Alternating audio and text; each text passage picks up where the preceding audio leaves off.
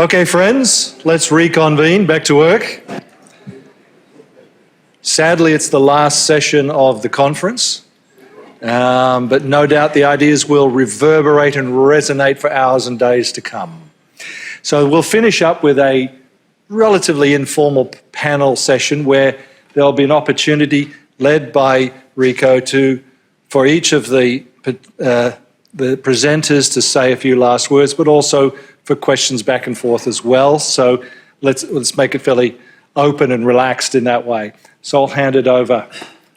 Okay, thank you. Can everyone hear me? Is this working? No, don't think it is. All right, we'll use this as well. Yeah. Oh, okay, all right. Thanks, everyone. Okay, welcome to the panel discussion. Can you hear me now? Okay, great.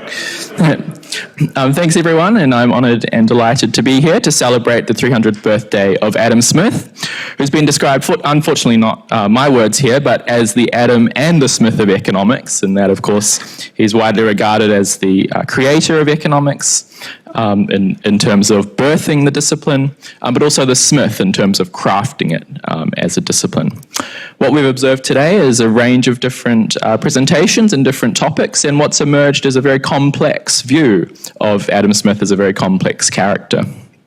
And we should be very mindful of, or one thing to be mindful of, I think, in representing all of these different perspectives that we have on Smith is to be mindful of what Quentin Skinner has referred to as the mythology of coherence, and that is to try to put together a coherent view of a past thinker when perhaps this may not necessarily exist. And if you think of your own thinking, you may happen to hold different viewpoints on different matters, and things may not always be entirely coherent. As we go through our thinking, we change our mind on particular issues. So coming to some coherent or definitive view on Smith is perhaps never going to be possible as new interpretations emerge about his thinking.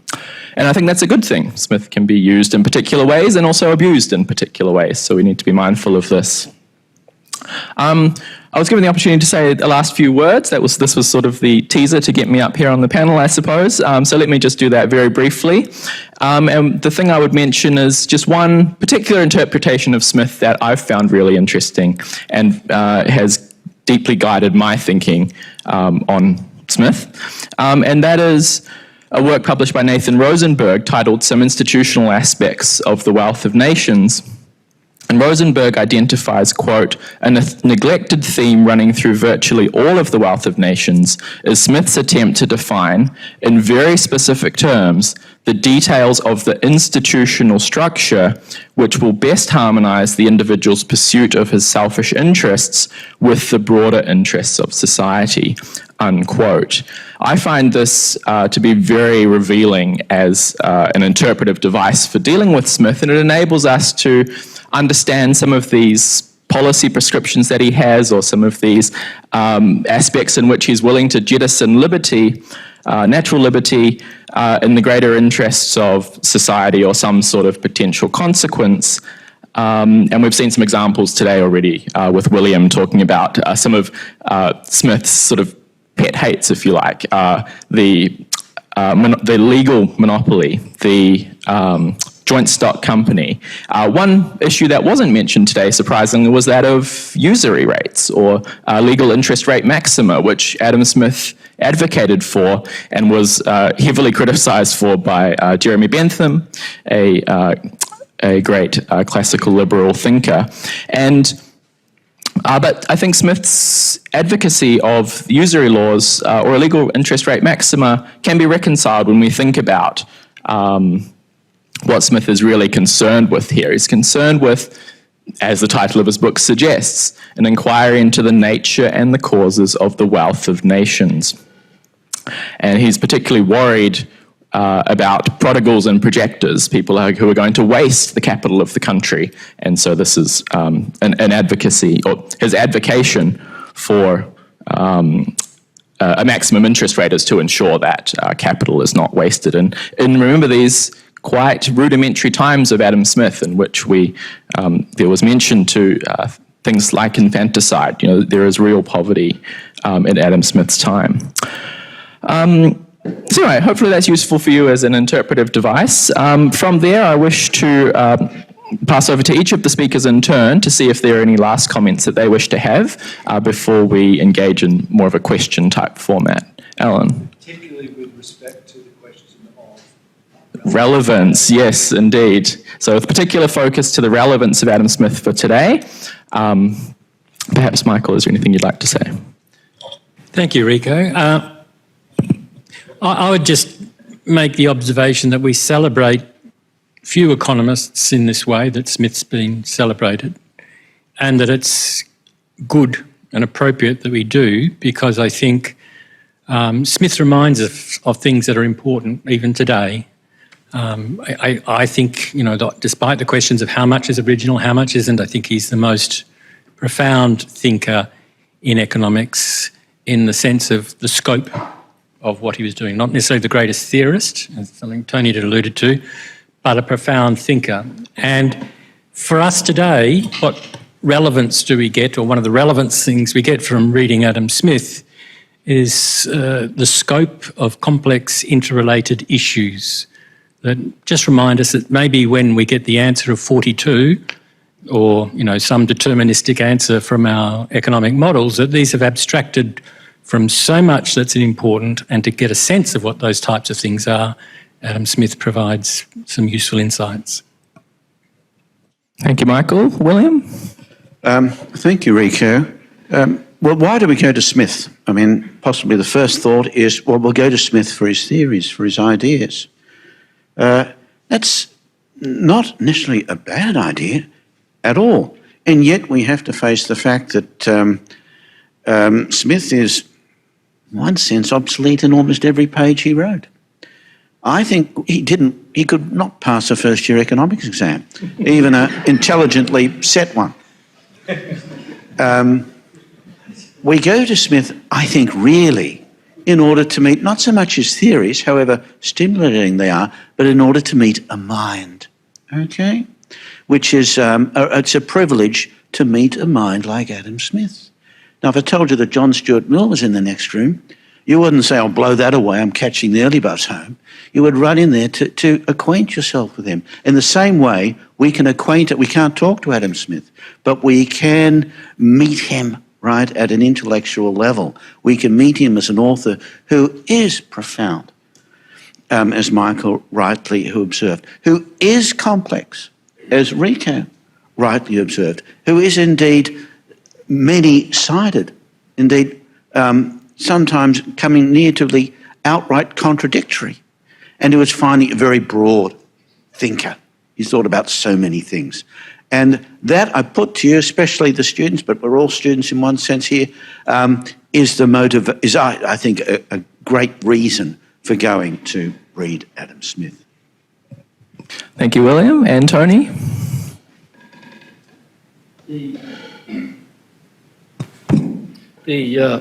When I presented the 10 o'clock one at Sydney University on the 16th of June, the first question I was asked was about this: what would Adam Smith say about today?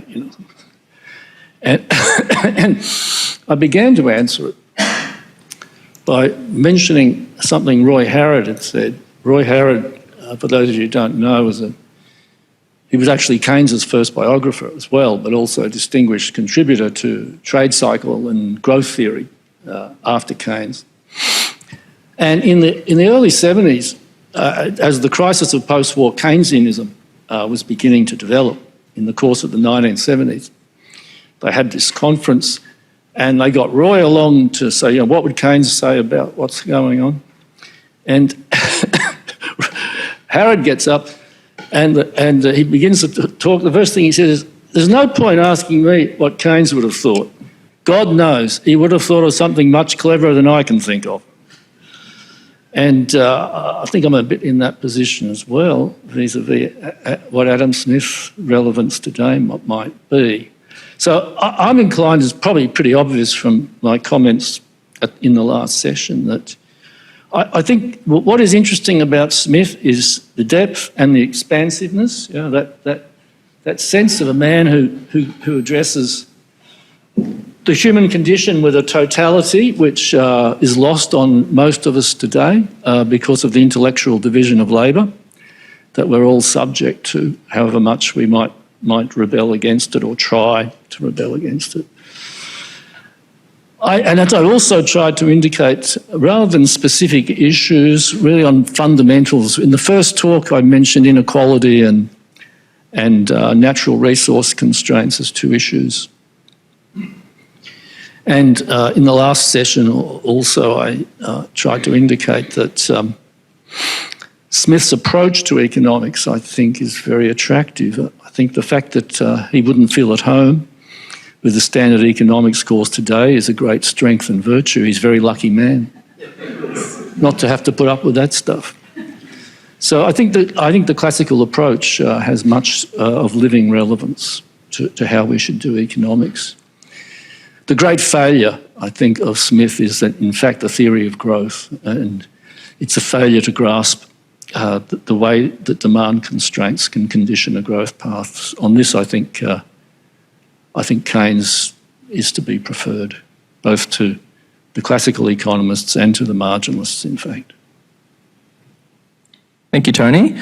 I'm very mindful of the number of students that we have in the room, and particularly the bona fide students, and that many of the panellists, I believe all of the panellists, have in fact taught the history of economic thought and no doubt have taught on Adam Smith as well. So I thought I might put to them what one key takeaway they might like for students to take, or if there's one thing that they might like students to know about Adam Smith, what might that be? It's an optional question. So, Michael, do you have any thoughts? I'm going to steal somebody else's thought if that's all right. I'm sure Adam Smith would not approve, but the thought comes from John Creedy, who wrote an article called 1776 and All That. His joke is essentially that Adam Smith aspired to create an invisible man, but only got as far as creating the invisible hand. And that all those who followed, who chose to ignore the invisible hand because they couldn't see the hand signals, did so with disastrous results. I suspect John Creedy's light-hearted comment there has some merit in it. Thank you, Michael, indeed. William? I think what students should recognise is that in Smith there are themes and there are theorems, or analysis. The analysis and the theorems are what most interested the 19th century, and they're probably what most interests the professional historian of thought. But they're what least interests, I think, the broader public. What most interests the broader public, and I expect most of this audience, are his themes. And his great themes are the benefits of specialisation in labour, the rewards from competition, the power of incentive, the pervasiveness of the financial or monetary motive, and above all, the significance of the unintended consequence. Of course, the invisible hand. These are the great themes of Smith, which I think speak most to students rather than his actual analytical tools. Thanks, William. And Tony?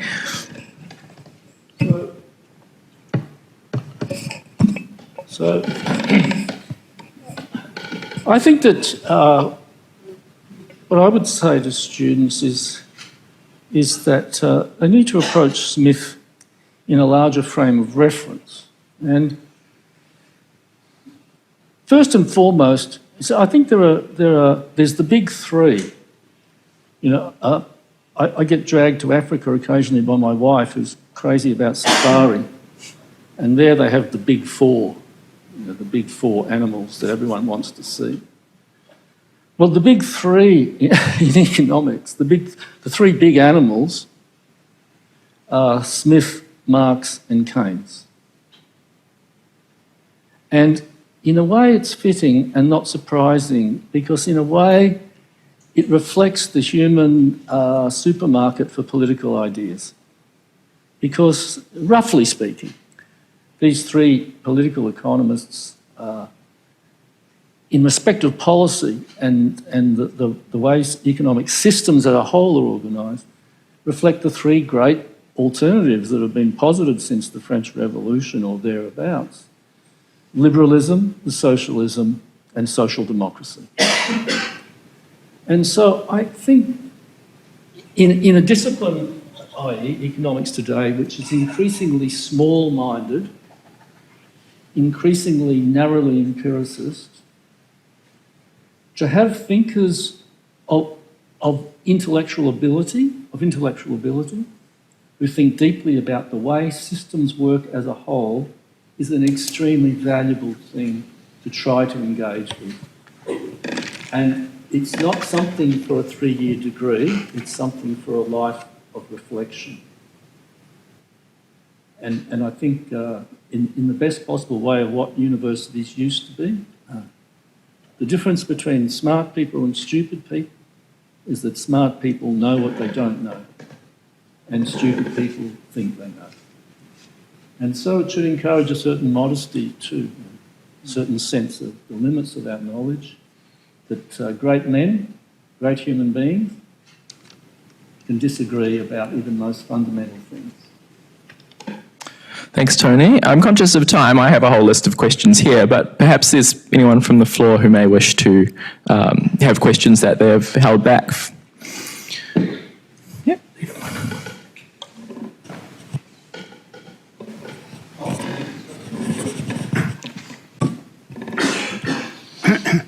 Richard Morgan. Now, one point that comes back to provide a negative approach to Adam Smith is a thought that it's based on self-interest, which is quickly associated with being selfish. However, self-interest, to be successful for a producer, has to correspond his product with the self-interest and self-reliance of the customer. So it's a neutral point in society as to whether self-interest plays any negative role. Thank you. Thank you. Does anyone in particular want to respond to that? I think Smith spoke of the natural system of liberty. This was his big value, liberty, right? He never celebrated self-interest as such. It is true, he expressed in The Wealth of Nations a scepticism about businesses who purport to trade in the public interest, for the public benefit. He thought, look, these guys, it'd be better if they just traded in their own interest, right? But his big value was freedom, not self-interest. I would just add that in the theory of moral sentiments, selfishness is associated with the virtue of prudence, and that seems to be the theme of what's coming through in his work. And though he does note you don't celebrate it in the same way that you would celebrate something emphasising the social passions to assist somebody, because you're not directly benefiting it, he's not trying in any way to diminish its importance to the system. So a prudent judgment reflects, I think, a fairly positive understanding of human beings and their pursuit of self-interest. I didn't want to say anything, but, you just can't hold a drug addict back. I very much agree with the spirit of those comments of Michael's. I think this might be unfair to Christianity, but I think there's a tendency to have this dichotomy of selfishness and altruism, and I think it's a false dichotomy. And I think that that it's true that there's an intersection of self-regard and virtue in Adam Smith, and it's a more humanist, if you like, kind of sensibility or outlook. And I think a lot of economists also who are quite ignorant of all these things that we're talking about also use this dichotomy without any self-reflection between altruism and self-interest. And it's true that prudence is a point of intersection. So is self-command. self-command is part of the economic virtues.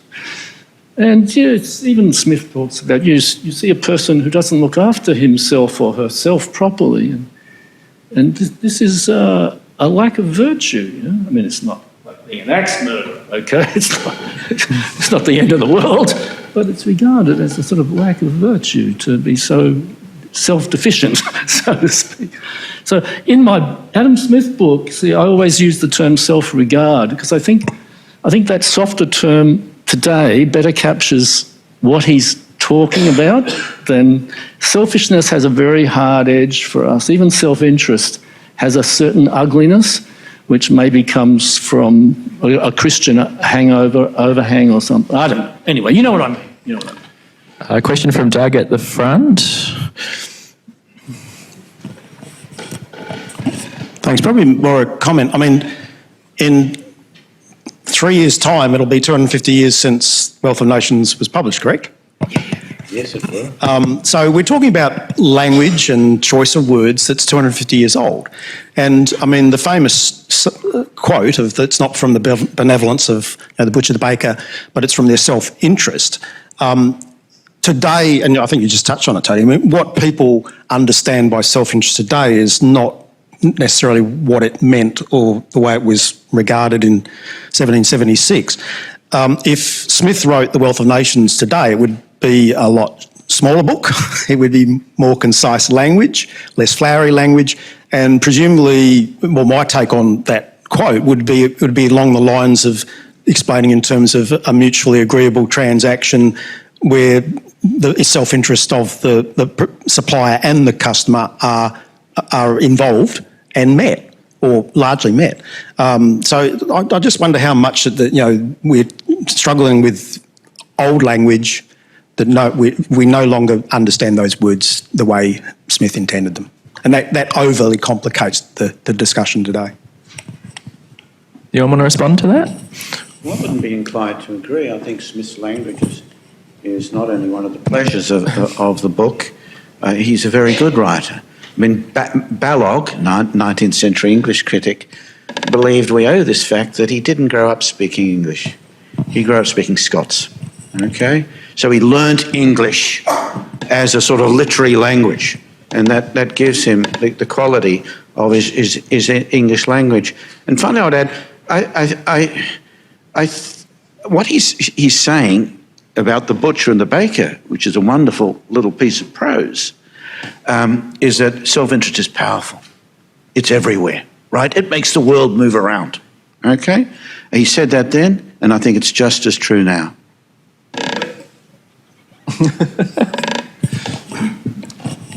But I don't disagree with what you just said, but clearly people misunderstand what they interpret so frequently, it would seem, self-interest as selfishness, not understanding that self-interest in the context of being a supplier. The gentleman at the back made the exact point that a supplier to be sustainably successful in the marketplace has to be very concerned about the interests and desires and needs, demands and whatever of customers. So self-interest is not selfishness in the modern interpretation. So again, the writing's good, but our interpretation of it is lacking often. I'll just quickly jump in here. I think the point William makes about the writing is why he's so accessible to us today. That is, he's such a fine writer. I can't think of anyone with a book of that age that I've read so easily. But that can mask the issue of words that have changed in their meaning. So we can perhaps not pick up on them because it's put together, written so beautifully. So in general, I think there is an issue. We have to be careful with words. Thank you. And Alison has a question. I do, and I think it's just appreciating how much he was writing as a man at the time, 300 years ago, and that women, I'm assuming, are quite invisible in all of this. What do feminist economics scholars or feminist scholars who don't necessarily need to be economists have to say about Smith? Michael, do you have any thoughts on that? Sorry, I don't know. I can't recall. I saw you put something earlier on from Mark on one of your slides. I had something on what, sorry? Yeah. Yeah. No, so I can't think of how to respond to that. I could respond for Pareto, but not for Smith. I'm sorry. Oh, you could come for Pareto. It's just in the sense of how Mr. Pareto is, I know. We're obviously human beings, so I don't see why you might distinguish the two. I mean, we're people like he's driving. I would actually, I beg to disagree, but I think there's a different manner. I think it's a different manner. Just by the by, there was a brilliant paper on Pareto and the woman question, which a friend of mine's written. The key point is he evolved from being pro-John Stuart Mill on the subjugation of women in his liaising. He also participated in a survey on the role in women back in the 1870s, which were all very pro. Over the course of his life, that changed. Into his later in life, he was emphasising the classical distinction, but perhaps in a wrong way, of between productive and unproductive labour. And rich American women came in the unproductive category. This is Pareto. This is Pareto. It's not. Yeah. So there's some issues, but in case of Adam Smith, it's an area that goes beyond my knowledge. Pareto swung from being a classical liberal. I know Michael will consider this far too crude. To being a sort of fascist, right? I mean, let's face it. People should understand that, right? As for Adam Smith, there was no women's question when he was writing, not explicitly or manifestly in the public debate, so I don't think you'll find him anywhere addressing it. You'll find plenty of references to women in The Wealth of Nations, but no, not to the woman question. I've got to have a quick reply to that, and I'll just be quick. Look, Pareto died in 1923. Fascism came to power in 1922. His problem was Mussolini was a student in his class. Now, he did not know Mussolini, but when he died, he was called the Karl Marx of fascism by the fascists. Oh. And it's a label which is stuck, I think, grossly incorrectly. Okay, and a question from Chelsea, I think. No, not Chelsea. Sorry, go ahead. Nice. I think it was Tony that mentioned slavery. I might be wrong. And you mentioned that he didn't believe in suffrage for all. Coming back to the question of feminist economics, do you reckon that also applies to women in terms of voting? Could you just repeat the last? Do you believe that he would be pro women voting in terms of the suffrage? Okay. Slavery was not mentioned by me. It was mentioned by Lisa Hill. There we go. Look, but she also discussed the question of democracy. So the idea of universal male suffrage, I think, would have been alien to Adam Smith. So I think you can forget about women voting, unless they had lots of money. Maybe they could possibly get in that way. So there would be some women who could own parliamentary seats, possibly in the 18th century. Anyway, but it'd be very, very marginal. Look. So that's that. I must say on this whole question of gender, there's two things that now come up that would never have come up 30 or 40 years ago, I think. That's the question of race and gender in these authors like Adam Smith. And I think, old farts like me, the women question was never taken seriously until there were more women actually here doing this stuff. And then it started to be taken seriously. But I'm not familiar with that literature, so I couldn't help on that question, which is why I didn't try to contribute. But I think on the other one, the race, I think, there's quite a lot going on that front too. And Lisa Hill's reference to slavery is an allusion to it, But there's more to it than just slavery. She wasn't completely correct when she said that Smith never referred to abolition. On the contrary, he notes that in Pennsylvania, by recent resolution, slavery had been abolished. But he makes the rather dry comment that fact may convince us that there weren't many slaves in Pennsylvania. Okay? That's Adam Smith. Yeah, that's perfect Adam Smith. Just very Adam Smith. Dry-eyed. Okay? Cynical. Yeah. Cynical. Well, dry-eyed about such things.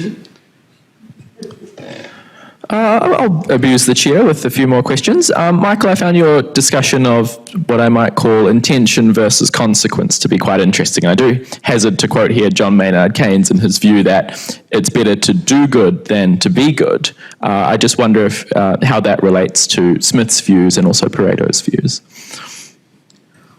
Okay, just start with Smith. There's a letter from De Ponte Numenors to Smith saying that in the French it's better to do good than to say good. And the argument there is that actually, Mr. Smith, you needed to be a bit more acknowledging of our French thinking. It's just that our way of saying things is that specialist interests at the time are such that if we say it as you say it, which is as we see it, we'll put back reform for a long period of time. So this idea predates Keynes and goes back at least to the physiocrats and also into their relationship to Smith.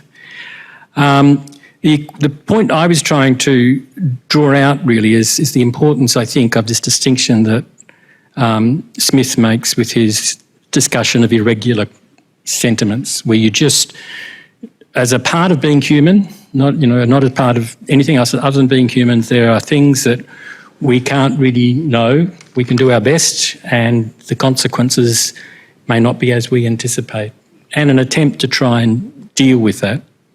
And I think in Pareto I raise it, for him that's the dominant characteristic of public policy. You introduce a public policy for just distribution of income. The argument is you'll change it, then people will change their mind because there's not a good understanding of a concept, a big concept like that, and concrete physical action. And there's an interaction. You change the concrete world and you'll change it. Now that's just saying that there's a complex system, to use Doug's language, that the actual framework within which decision making is made is much more complex than we assume in pure economic theory. And it's a reason why I'm so attracted to Pareto is that he hasn't thrown economic theory out with the bathwater. He wanted to develop it and then wanted to say, yeah, but we've got to be careful. This has a limited meaning, has constraints. And when you take into account the full nature of these concepts, you can't stay within economic thinking. And I think with Adam Smith, I have the same sort of impression that you have this person who has these aspirations to really try and understand so much that it's difficult to understand within one context. And when you expand it, you soon come across these questions of people changing their mind, and he gives a discussion of it. That is something that, if that was a lesson of today, I think we need to be conscious that our capacity to understand the implications of what we expect are not always achieved. Thanks, Michael. Tony, I have a question for you. I found your discussion of the seeds of capitalism potentially creating its own destruction to be an interesting point that comes around with these unintended consequences and, of course, the invisible hand. And, of course, we're celebrating 300 years since the birth of Adam Smith, almost 250 years since the publication of The Wealth of Nations. And Smith had this long-run view, which you alluded to, in which we ultimately, economic growth peters out and we reach this steady state, and perhaps it happens.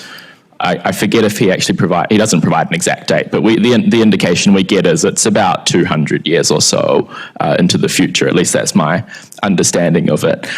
So we're 250 years into the future, and economic growth, I guess, is potentially a lagging problem, problems with productivity, etc. I found it interesting you didn't mention Schumpeter, though, in your list of names. You had Marx, you had Keynes, and you had Minsky. Schumpeter seems to be someone who's more associated with the classical liberal view, and indeed he builds upon Marx's views and says, unfortunately capitalism is going to create its own demise, not for the reason that Marx indicates, but because of the rise of corporatism and managerialism. And of course, Schumpeter has this famous line where he says, just because the doctor diagnoses the patient is going to die does not mean that he is glad about it. I was just wondering if you had any thoughts about Schumpeter with regard to your comments.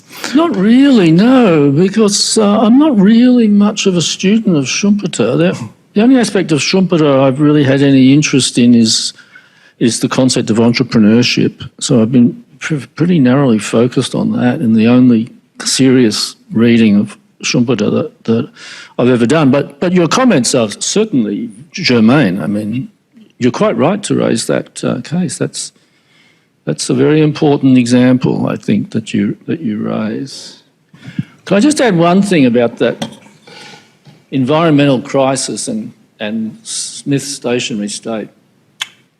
You see, in a way, the classical economists, in making good quality land the paradigmatic example of a scarce natural resource, gave themselves too easy a task, because good quality land is a natural resource that can be scarce depending upon the social demand for the output of that land, but it's also renewable. So a stationary state with zero growth can be conceived of as the end state. But if you go to strictly non-renewable resources, like the sink capacity of the environment, or non-renewable minerals, then the end state is not zero growth, it's zero. More serious. Yep, a question from John. Going back to almost the first comment you made on the panel, it seems to, this is not a German Adam Smith problem, but there is a paradox, it seems to me, and I think Tony might have mentioned it in his first address this morning, that the author of the Division of Labour wanted to understand everything. And I think the comment you said at the beginning of the panel was we should remember him for that big vision, breadth, depth, and isn't it a pity, economics today is also specialised. Isn't it a pity social sciences is also specialised? And so we'll become experts in one little thing. PhDs are also specialised. So this is a massive paradox, irony, whatever you call it. Was Smith wrong? What's the lesson from that? We can't all be Smiths or Marxes or Schumpeters. Science has progressed through specialisation, but maybe has social science progressed through specialisation, or was that the wrong track? Maybe in science it works and not in social sciences. So what's your comment on this? I mean, if Smith is the founder of the idea of the division of labour and showed how productive it could be for society as a whole, should we logically take that to its conclusion and say that's why we've gone down this route and that's a good thing, and the cost of it is something, okay, we can't get too many Smiths and Marxes and Schumpeters, but that's just the way it goes? That's a very good question. Michael, would you like to respond first? I'd like to have it. It's a good question. I personally am of the view that specialisation in science has advanced science and that it's a good thing. But what is bad is if we specialise in economics and we don't appreciate the context within which occurs. So for me, the big thing about Smith is it reminds us that there is a big system out there. There is a big concept in depth and breadth, and our specialisation has allowed us to get very fine, detailed answers of a subset of it based on subsets of assumptions with a lot of empirical support. But it is partial. It's a partial explanation. So reading Smith tells a modern good empirical and theoretical economists exactly the scope they're dealing with. And if you forget to read Smith, there's a great danger that you don't really realise that your results are quite limited and context-driven. So that's for me, for Smith's good, but I certainly wouldn't argue that specialisation, which I think is a natural process by which knowledge develops, disciplines emerge in a sort of evolutionary process through which different degrees of specialisation occur. I think that's a good thing. Anyone else want to respond? Well, I think Sir Karl Popper was once described as not the philosopher's philosopher. And that's very true. And that was his strength. In the same way, Adam Smith is not the economist's economist. And that is his strength, or a strength. Oh, there are many dimensions to this, but obviously his specialisation principle is correct. I mean, science progresses by breaking the world up into pieces. That's how it progresses. But there's a price to be paid. There's a price to be paid for it. Yeah. I think that in the case of economics, there's a political dimension to it as well. I think this this small scale and empirical orientation now is also creates a deeply conservative bent in economics students and therefore in economics graduates. Yeah? Because the state of the world as a whole is taken as a given. It's just there. It's like the forest. So I think it creates a tendency within the discipline that is narrowing and unfortunate. But nature abhors a vacuum. We need to understand how systems work and their dynamics. And if economics cannot provide it, someone else will. Okay, I think we're pretty much out of time, but I just one final question to for each of the panelists to answer, as by way of summing up, is will we still be talking about Smith 300 years from now? Let me check my crystal ball, Rico. I think economic thinking is so important that we'll always look to our first great synthesizer, I guess, in the English-speaking world at least, of a body of economic thought. So I would like to think so. In my lifetime, I've seen a progressive increase, with various anniversaries, interest in Smith. Currently, we've had Nobel Prize winners and others in Glasgow to go through. That says the profession at least has some interest in him. And my expectation is that will continue, but subject to economics continuing to be a vibrant area of study. I might chalk up yeses and nos. That's one. William? Smith has survived the test of time. That is the significance of 3 centuries, just as Shakespeare has survived the test of time. We can be confident that, like Shakespeare, he will be read in 3 centuries. Great. And Tony? Yeah, well, I think it's... I mean, what makes a writer of enduring significance is that he or she can go to levels of the human condition that are enduring. We read Aristotle, we think we can understand what he's saying. I'm sure we're missing some stuff, but it's intelligible to us because the human condition he speaks to is one that we still share. And I think I can't see any reason why that wouldn't be true of Adam Smith in 1 or 2 or 3 centuries. But who knows for sure. All right, we'll check in 300 years' time. All right, thank you, everyone, and thanks especially to the speakers.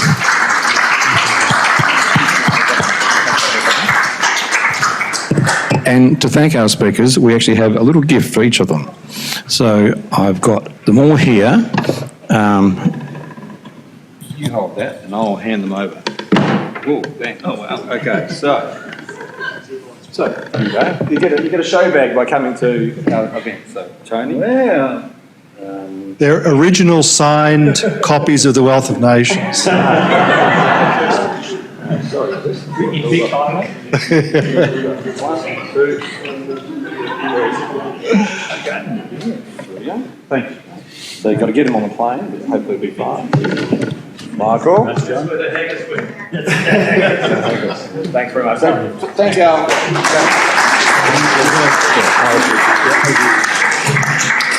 And just before we finish, we have 2 more things to do. Can we please ask and thank on the way up Ron Manners AO, who would like to say a few words. Ron's the chair of the Mannkal Economic Education Foundation. So Ron, who snuck in rather at the beginning this morning. I didn't think he was here, but here he was, and he's now going to say a few words of thanks. Thanks.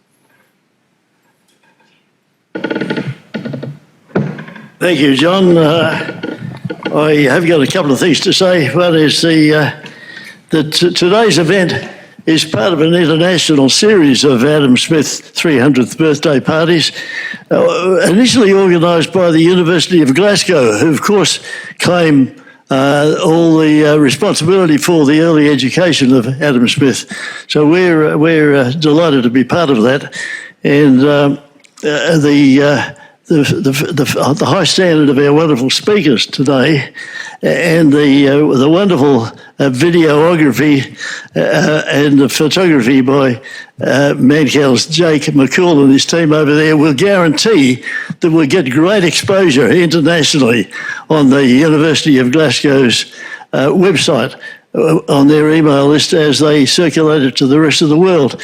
And it will bring a little bit of attention to Perth, the Perth, Australia version, not the Perth, Scotland version. So that's and it's my delight to say how much we've enjoyed working with John and Alan and this great team at Curtin University. It's been our pleasure, and I'm only just one of the Mannkal team here today because we've got Nicola Wright, our CEO, and we've got Ambassador Doug, who's done all the liaison work between Mannkal and Curtin, and that's the reason all the attention has been handled so precisely on this. So that's what I want to say, and we look forward to the next opportunity. We might spring another one like this next year, perhaps a Hayek event or a Frederick Bastiat event or something, because we've only done one like this before. It was the 100th anniversary of Milton Friedman. We did it with UWA some years ago, and Milton wasn't there, of course, but one of his students in Perth was Ken Clements, who was a student under Milton Friedman at the university in Chicago. So it was again a great event. So I think we like these focused events to just to remind us how much we rely on the people from the past to put all this initial stuff, these building blocks on which we can stand and look forward to the future. Now, while I've got this opportunity, I'll mention also our Mannkal Scholarship program. There should be one of these on everyone's seat. Now, if you're either a student and you haven't signed up for a Mannkal program, please do so now. And if you're too old to be a student, I'll bet you know a young person. Give them this brochure and tell them to contact our office now and get on the list for next year's opportunities when we can send these wonderful scholars all around the world to these great opportunities. And if you want to know what a Mannkal scholar looks like, just meet some of them here today and you'll say, gosh, we would like to give the next generation the same opportunities, and so they will end up just like these wonderful young people we have here today.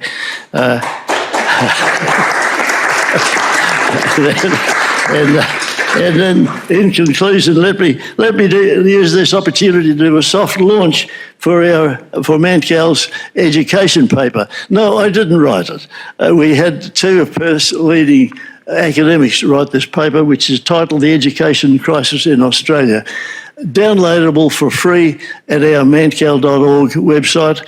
A wonderful document, contains a lot of comment. There's a lot of concern about the educational system and a lot of room for improvement, and it's happening all around the world. Really, this movement to improve our education thing really, strangely enough, came out of California, when parents for the first time during COVID were able to see what was being served up to young people through the universities. And that started a movement where parents, at last, are showing some interest in their young people's education. And it's great to bring the parents into this equation. Now, this paper covers it. There's a couple of rare printed copies here that anyone might like to do. So that's a thank you for having me up here to join with these great folk, and it's been a wonderful experience. So thank you all.